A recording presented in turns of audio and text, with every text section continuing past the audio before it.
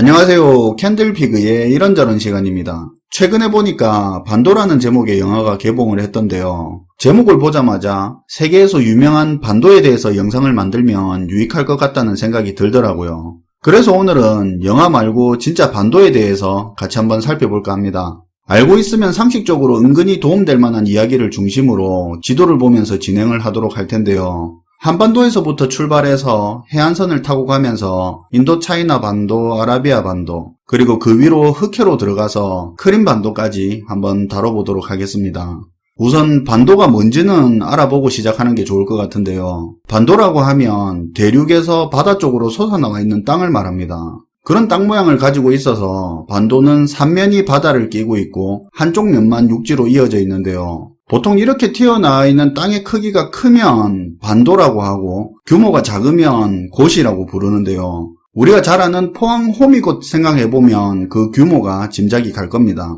크기를 기준으로 반도 혹은 곳이라고 부르죠. 반대로 육지가 튀어나온 게 아니라 육지가 쏙 들어가서 삼면이 육지고 한쪽 면만 바다면 그걸 만이라고 부릅니다. 큰 규모로는 인도 옆에 벵골만, 캐나다 옆에 허드슨 만도 있고 인천만, 진해만 같은 작은 만도 있는데요. 작은 만 같은 경우에는 배가 정박하기 좋은 입지를 가지고 있어서 항구 지역으로 개발되는 경우가 많습니다.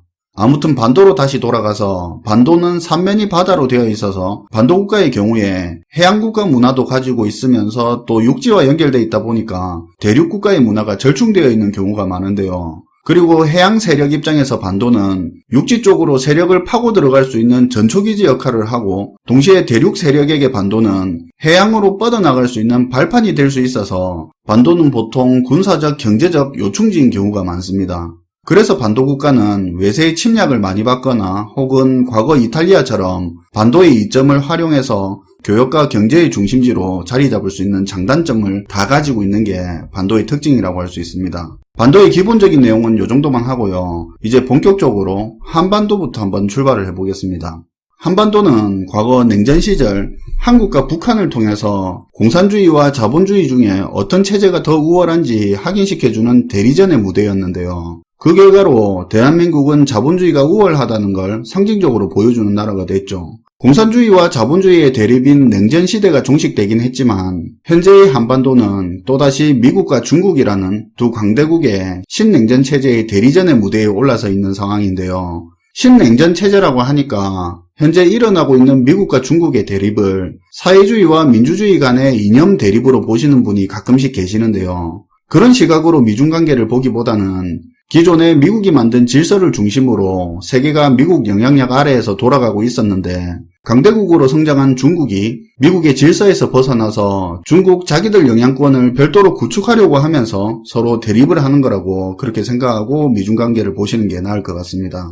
예를 들어서 설명을 하면 미국이 주도하는 세계라는 시장 안에서 중국도 그동안 그 시장 안에서 가게를 차려서 돈도 많이 벌었는데요. 그런데 중국이 돈도 많이 벌고 입김도 세지기 시작하니까 이제는 자기도 가게가 아니라 시장을 하나 따로 차려서 나가려고 하는 겁니다. 당연히 시장은 자기 혼자 차리는 게 아니니까 중국은 다른 나라들을 입점을 시켜서 시장을 키우려고 하는 거고 그 꼴을 못 보는 미국은 외교, 군사, 경제적으로 중국한테 다양하게 압박을 가하는 건데요. 그런데도 중국은 꼬리를 내리지 않고 미국에 대항을 하니까 미중 간 신냉전 구도가 형성돼 버린 겁니다.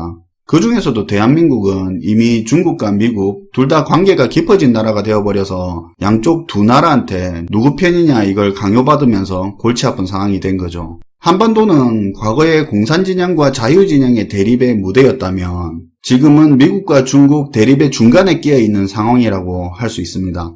우연인지 필연인지 신기하게도 현재 상황이 대륙 세력인 중국과 해양 세력인 미국 간의 대립에 중간에 반도가 끼어있게 됐네요. 자, 그럼 한반도가 있는 동아시아에서 내려와서 그 다음은 동남아시아의 인도차이나 반도를 한번 보겠습니다. 베트남, 캄보디아, 태국, 라오스 등이 속해 있는 여기를 인도차이나 반도라고 하는데요. 인도차이나 반도의 키워드는 성장입니다. 지난 시간에도 이야기했다시피 동남아 지역은 선진국의 엄청난 투자를 받고 있는 지역인데요. 그 중에서도 인도 차이나 반도에 속해 있는 나라들이 육지와 바다를 같이 품고 있어서 경제력이 강한 나라로부터 많은 투자를 받고 있습니다. 인구의 평균 연령이 30대로 굉장히 젊어서 생산 인구가 풍부하고 인구수도 많아서 소비시장 차원에서도 성장 가치가 높아서 많은 관심을 받고 있습니다. 대표적으로 중국하고 일본이 도로나 다리, 통신 등 해서 인프라 건설에 적극적으로 참여하고 투자 규모가 큰 나라인데요. 재밌는 부분은 중국 같은 경우에는 이 인도 차이나 반도를 남북으로 관통하는 인프라 건설과 투자에 집중을 하고 있고, 일본은 동서를 아우르는 인프라 건설에 집중을 하고 있습니다. 중국은 인도 차이나 반도를 통해서 인도양과 동남아 지역 바다로 해양에서 영향력을 확대하고 싶어 하기 때문에 남북 인프라에 집중을 하고 있고요. 일본은 인도하고 관계를 강화하고 있는 상황이라서 인도 차이나 반도를 동서로 관통하는 인프라를 구축하고 있습니다. 일본은 일본, 동남아, 인도를 아우르는 경제 벨트를 조성하고 있는데요. 차이나 리스크를 감지한 일본은 2000년대 이후로 중국을 대체할 시장으로 인도를 파트너 삼아서 많은 투자를 했고요. 실제로 인도의 공적 개발 원조를 가장 많이 하는 나라가 일본입니다. 일본은 인도하고 포괄적 경제협력 동반자 협정도 맺고 일본 기업 전용 공단을 개발도 하는 등 해서 인도와 일본은 많은 경제협력을 하고 있죠. 그래서 인도 차이나 반도 동서를 연결하는 게 일본 입장에서는 중요한 부분이죠. 시장에서는 한국과 일본이 협력을 해서 인도 차이나와 인도를 아우르는 경제벨트에 판을 키워야 한다고 하는데 당장 한일 관계가 이렇다 보니 현재로서는 쉽지가 않은 게 사실입니다. 아무튼 인도 차이나 반도는 엄청난 성장을 함과 동시에 일본에게는 인도 대륙과 연결시켜주는 중간기지 역할을 하고 있고 중국에게는 해양으로 뻗어나갈 수 있는 발판이 되고 있습니다. 자, 그 다음은 서쪽으로 인도를 지나서 서아시아 지역 아라비아 반도를 한번 보겠습니다. 사우디아라비아가 위치한 곳이죠. 아라비아 반도의 키워드는 길목입니다. 지도에서 보시다시피 아라비아 반도의 동쪽과 서쪽 지역은 중요한 바닷길을 가지고 있습니다. 서쪽으로 보면 지도에서 잘 보이진 않지만 수에즈 운하라는 중요한 뱃길이 있는데요. 지중해와 인도양이 바로 연결되는 수로인데 여기가 없으면 유럽과 아시아 지역 왔다 갔다 할 때 아프리카 대륙을 삥 둘러서 다녀야 됩니다. 전략적으로 중요한 지역이라 이 수에즈 통치권을 두고 전쟁이 일어나기도 했는데요. 지금은 국제운하로 지정이 돼서 맘대로 차단하거나 그럴 수는 없게 됐는데 문제는 아라비아 반도 동쪽 지역의 바다 길목입니다. 잘 보시면 아라비아 반도의 동쪽이 툭 튀어나와서 바다가 좁아지는 지역이 있는데요. 여기는 안 그래도 좁은데 수심까지 얕아서 큰 배들이 지나다닐 수 있는 경로가 굉장히 제한적이라고 합니다.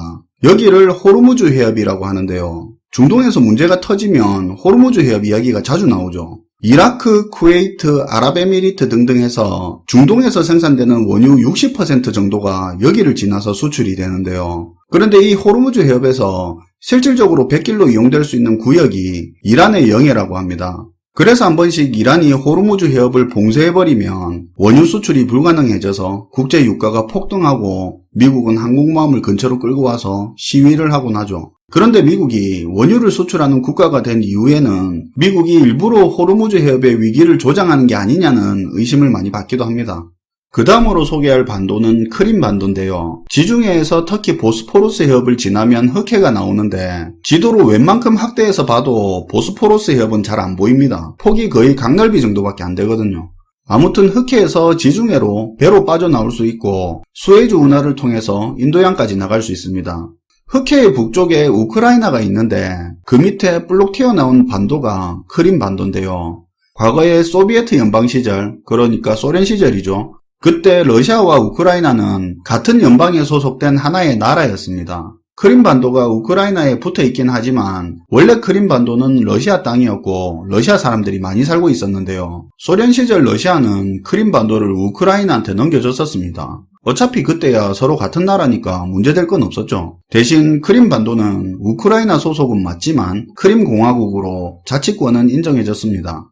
그런데 문제는 소련 붕괴 이후부터 시작되는데요. 소련이 붕괴될 줄 알았다면 러시아가 크림 반도를 우크라이나한테 절대 안 줬겠죠. 크림반도는 러시아한테는 귀한 겨울에 얼지 않는 항구와 해군기지가 있는 곳이고 러시아가 흑해 연안에 있는 국가들한테 영향력을 행사하는 동시에 지중해로 진출할 수 있는 발판이 되는 중요한 지역인데 소련이 해체돼 버리니까 그 중요한 크림반도가 이제는 남의 땅이 돼버린 겁니다. 러시아 입장에서는 아까울 수밖에 없겠죠. 그런데 소련은 해체됐지만 그나마 우크라이나는 친러시아 국가로 운영이 되고 있었는데요. 그런데 이후에 친유럽 성향의 정권으로 교체됐다가 친러시아 정권으로 교체됐다가 왔다 갔다 하는 동안에 우크라이나 내부에 분열이 시작됐습니다. 우크라이나의 서쪽은 우크라이나계 사람들로 친유럽 성향을 가지고 있고 국민들의 60% 이상이 됩니다. 그리고 크림반도를 포함한 우크라이나 동쪽은 러시아계 사람들이 많이 거주하고 있는데요. 물론 친러시아 성향이겠죠. 이 갈등이 심해지면서 2014년 러시아는 러시아인들을 보호한다는 명분으로 우크라이나에 군사적인 개입을 했고 그리고 친러시아 성향이 강한 크림반도를 부추겨서 크림공화국을 러시아에 편입시키자는 국민투표까지 하게 만듭니다. 당연히 결과는 러시아로 편입되자로 나왔겠죠. 우크라이나 정부는 전체 국민이 아닌 크림공화국 국민들의 투표만으로 크림공화국 러시아 편입을 인정할 수도 없고 러시아가 내정에 개입했다는 것 자체를 문제 삼았습니다. 유럽과 미국 서방국가도 이걸 인정하지 않고 우크라이나 편을 들었는데요. 하지만 러시아는 투표로 정해졌다는 명분으로 크림반도를 러시아로 편입시켜버렸습니다. 그 결과로 러시아는 아직까지 서방국가의 경제 제재를 받고 있는 상황이고 우크라이나 내부 갈등은 더 심해져 버렸죠. 오늘은 잘 알려진 반도 몇 개에 대해서 이야기를 풀어봤는데요. 다른 반도 이야기도 다루면 좋겠지만 한 영상 안에서 다 다루는 게 한계가 있어서 오늘은 여기까지만 하겠습니다. 지정학적으로 반도 국가는 경제적, 군사적 요충지인 경우가 많아서 사연을 가지고 있는 경우가 흔한데요. 오늘 영상을 통해서 조금이나마 확인할 수 있는 시간이 됐으면 좋겠습니다. 시청해주셔서 감사하고요. 지금까지 캔들피그의 이런저런 시간이었습니다.